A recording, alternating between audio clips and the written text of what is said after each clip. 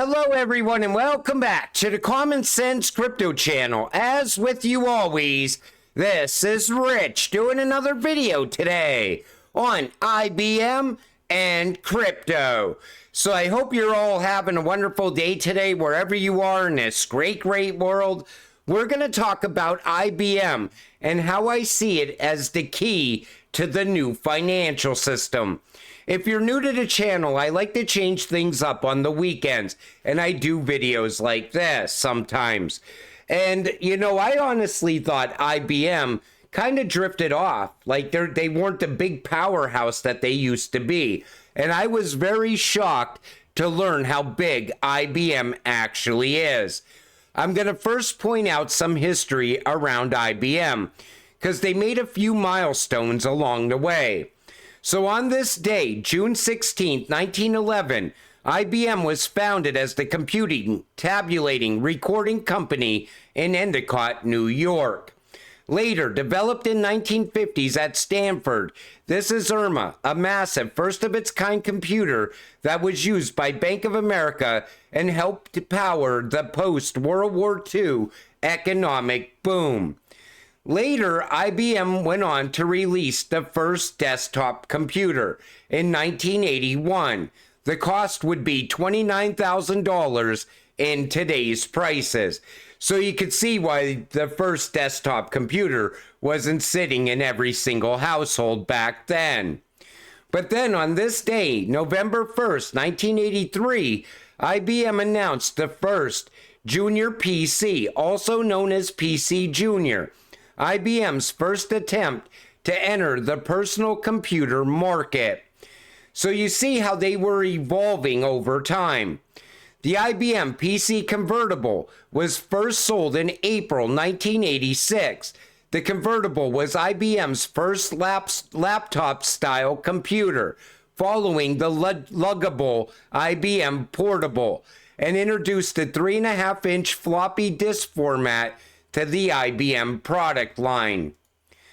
Then we go into the 90s. IBM ThinkPad 700T called itself a pen-based computer featuring an i386 processor, solid-state file drive, and a VGA transflective display running IBM's own PenPoint operating system.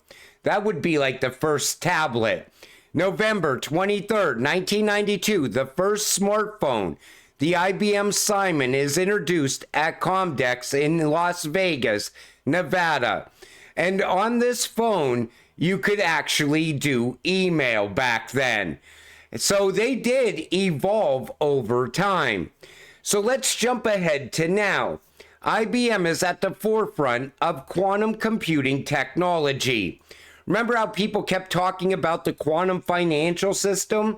This is the path to the quantum financial system. So the journey began in 2016 when IBM placed a quantum computer on the cloud, making it accessible to researchers and enthusiasts worldwide.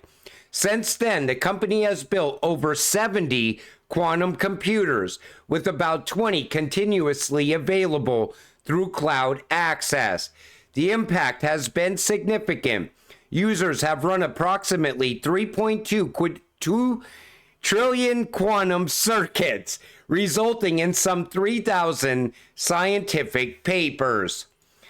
IBM reveals prototype of the first commercial quantum computer processor. That was in 2017.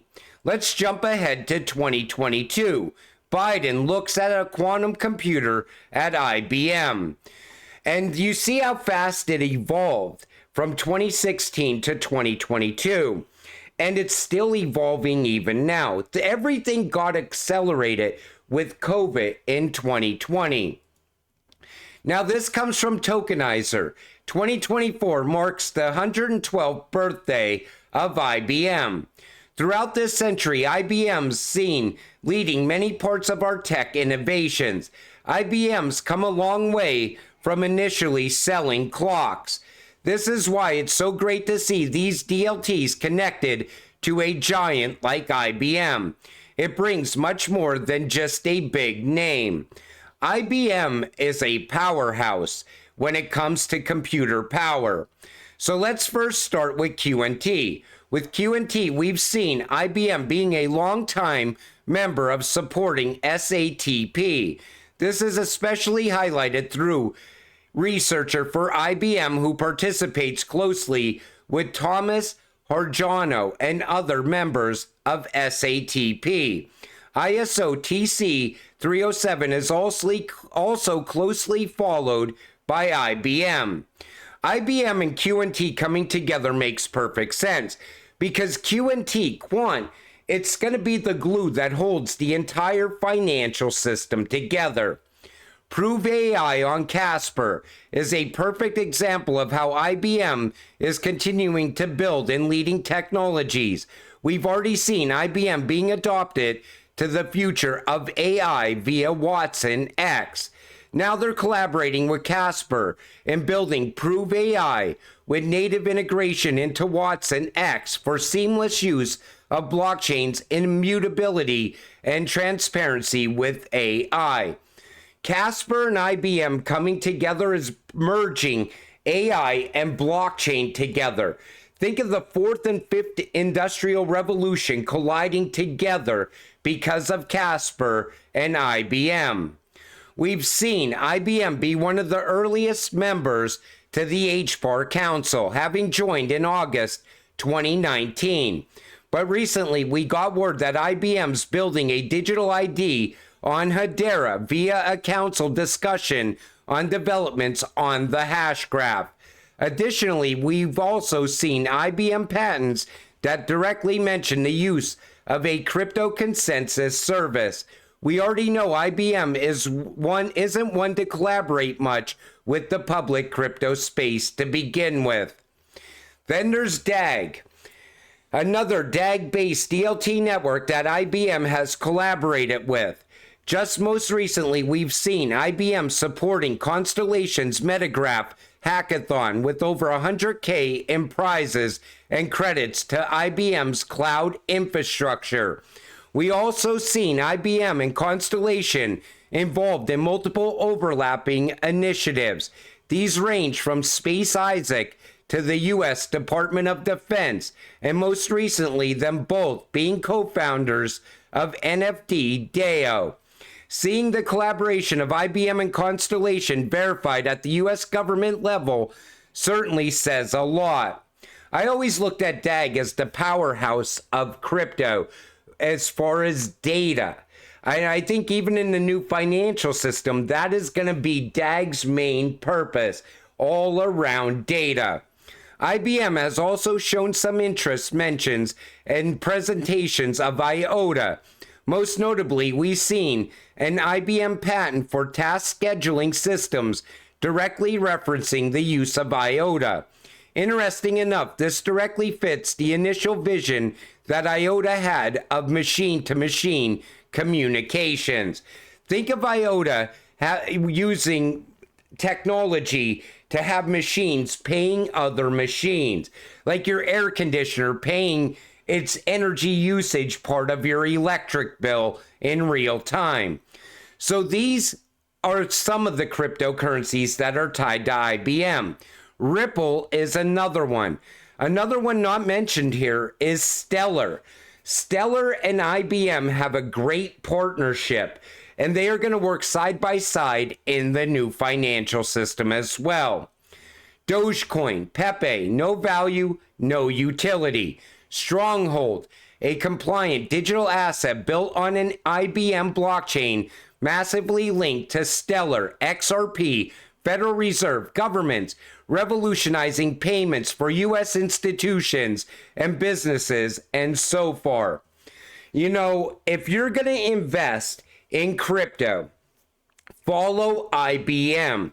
IBM is going to play a major factor inside of that new financial system. That's the gateway into the new financial system. And here's a quick video on Stronghold as well. Take a listen. Giant IBM is experimenting with a new cryptocurrency that is directly tied to the U.S. dollar. It's all in an effort to avoid pricing volatility involved with other digital currencies. It's partnering with the startup Stronghold to launch a stablecoin. The currency would be a tokenized representation of the U.S. dollar. Consumers will be able to exchange U.S. dollars for Stronghold coins on a one-to-one basis. All cash exchanged in the transactions will be deposited at banks insured by the Federal Deposit Insurance Corporation. Cryptocurrencies like Bitcoin are not regulated by any government or tied to any federally issued currency, which leaves them open to significant swings in value. IBM leadership say stablecoins are a much safer option. Take notice how IBM is already talking about stablecoins as well. That's going to play a very big role with Ripple's new real US dollar, RLUSD stablecoin. But you know, Stronghold is another cryptocurrency that's a great investment, and you still would be very early to Stronghold as well.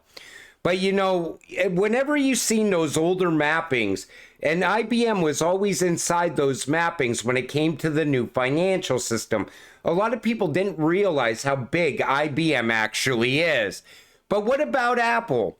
Well, I look at Apple as being for retail, where IBM is more for the banks. They're used almost exclusively by the largest companies in the world, including 2/3 of Fortune 500 companies, 45 of the world's top 50 banks, 8 of the top 10 insurers, 7 of the top 10 global retailers, and 8 of the top 10 telecommunications companies. And most of those mainframes come from IBM. Like I said multiple times, I look at IBM and Apple like Ripple and Stellar. IBM for the banks, Apple for the people. Same way that XRP is working with the banks and XLM is for the people. But you know, as time goes on and we watched a new financial system start to go live all around the world, it's going to be a very exciting time. And if you want to capitalize on that and you want to make a lot of money off of that, I would definitely invest in cryptocurrencies that are tied to IBM. And I've been looking at IBM ever since 2022. And I've been watching how it's been growing out around blockchain and now AI. And Casper is another cryptocurrency that nobody should be sleeping on. You need to buy Casper now. You're still very early on Casper as well. And DAG is going to evolve into a massive powerhouse. Wait and see. It's going to be tied to all the data. You know how you talk about XRP, all the money? Well, there's a hell of a lot of money in data also. But I just wanted to do a quick video on this because, you know, I watch how some, you know, companies, they don't get a lot of recognition. They're not talked about a lot, but they're doing very big things in the background. And I think that's what's happening with IBM and crypto right now. But like I always tell you, until it happens, stay patient, stay positive, and let's get rich together. With that said, I'm going to wrap up this video. I want to thank you all for watching. I appreciate all of you. I'll see you in the next one. Have a great night.